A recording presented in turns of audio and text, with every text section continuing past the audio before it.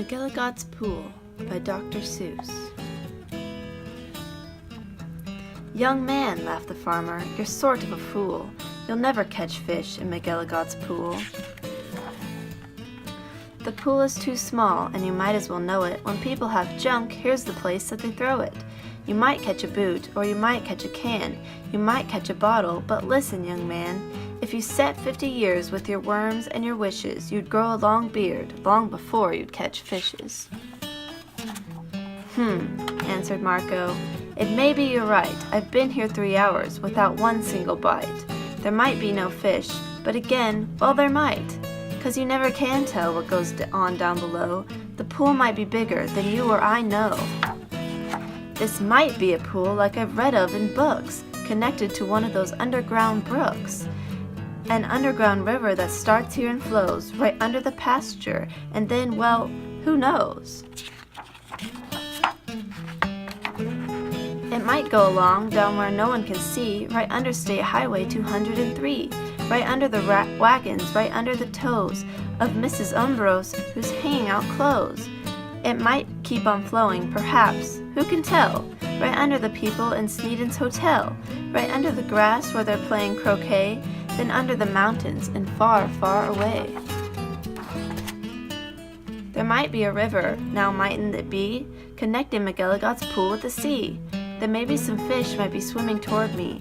If such a thing could be, they certainly would be.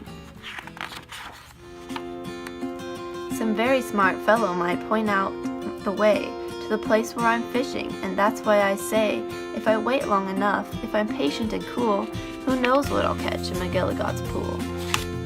I might catch a thin fish, I might catch a stout fish, I might catch a short, or a really long drawn-out fish.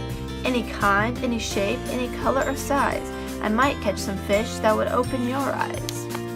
I won't be surprised if a dogfish appears, complete with a collar and long floppy ears, woofing along, and perhaps it may chase a whole lot of catfish right straight to this place. I might catch a fish with a pinwheel-like tail. I might catch a fish who fins like a sail. I might catch some young fish, some high-jumping friskers. I might catch an old one with long flowing whiskers. I might catch a fish with a curly nose. I might catch a fish like a rooster that crows. I might catch a fish with a checkerboard belly, or even a fish made of strawberry jelly. I might catch a seahorse. Now mightn't I now? I might catch a fish who is partly a cow. Some fish from the tropics, all sunburned and hot, might decide to swim up. Well, they might they not? Racing up north for a chance to get cool, full steam ahead for McElligot's pool. Some Eskimo fish from beyond Hudson Bay might decide to swim down, might head this way. A pretty long trip, but they might and they may. I might catch an eel, well I might, it depends.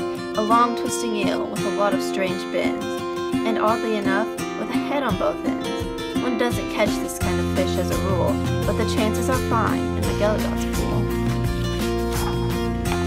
I might catch a fish with a terrible grouch, or an Australian fish with a kangaroo's pouch. Who wants to catch small ones like a mackerel or trout? Say, I'll catch a sawfish with such a long snout that he'll need an assistant to help him about.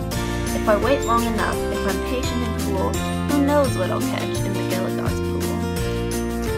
Some roughneck old lobster all gristle and muscle might grab at my bait, then I would have a tussle. To land one so tough might take 2 or 3 hours, but the next might be easy, the kind that likes flowers. I might catch some sort of fast-moving bloke who zips through the waves with an overarm stroke. I might and I may, and that's really no joke. A fish even faster, a fish if you please, who slides down the slides of strange islands on skis. He might ski on over and pay me a visit. That's not impossible, really, now is it? Some circus fish from an acrobat school, might stage a big show in McElligot's pool. Or I might catch a fish from a stranger place yet, from the world's highest river far off in Tibet, where the falls are so steep that it's dangerous to ride 'em, so the fish put up chutes and they float down beside 'em. From the world's deepest ocean, from way down below, from down in the mud where the deep rivers go, from down in the myrrh and the muck and the murk, I might catch some fish who are all going glurk. Whales! I'll catch a whale! Yes, a whole herd of whales, all spouting their spouts and thrashing their tails. I'll catch 50 whales and then I'll stop for the day, 'cause there's nothing that's bigger than whales, so they say.